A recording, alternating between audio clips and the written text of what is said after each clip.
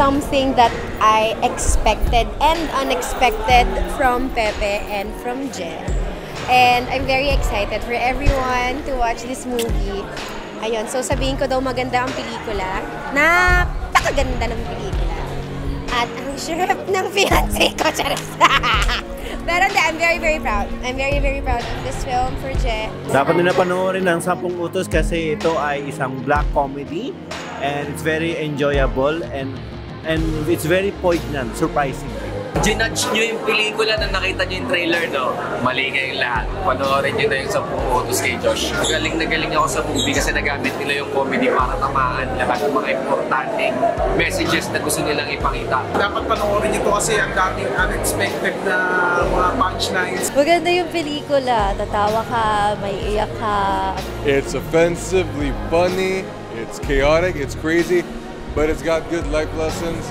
Sa mga recent Pinoy movies na napanood ko, this is one of the best. Ito yung mga comedy na dapat ginagawa natin na ngayon. Matapang, pero somehow carefully executed lahat.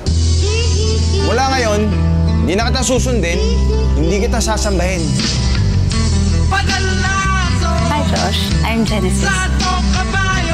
Masaya yung experience na to kasi pinagsama-sama yung mga komedyante from different art style. Merong sketch, teatro, and then stand-up. Ang gandang culmination ng mga comedians and comedy art form. Hindi lang to basta kagaguhan, ang dami mapupulot na aral. Para maisip niyong wag masyadong gumante. Super saya nung experience na to kasi parang it's my first comedy. Nung binasa ko pa lang yung script, natatawa na ako eh. Nood kayo kasi kailangan namin mabawi yung ginastos natin.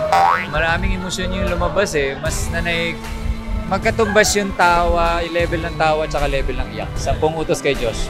Directed by Maris Talampas. Finally, napanood na namin yung pelikulang ginawa namin. I am aware naman na maganda yung pelikula. Sana marami makanood. It's a different flavor, halo-halong reaction at emosyon. Pero maganda pa rin. Magaling talaga si Maris Talampas. Magaling kasi rin yung mga kasama ko.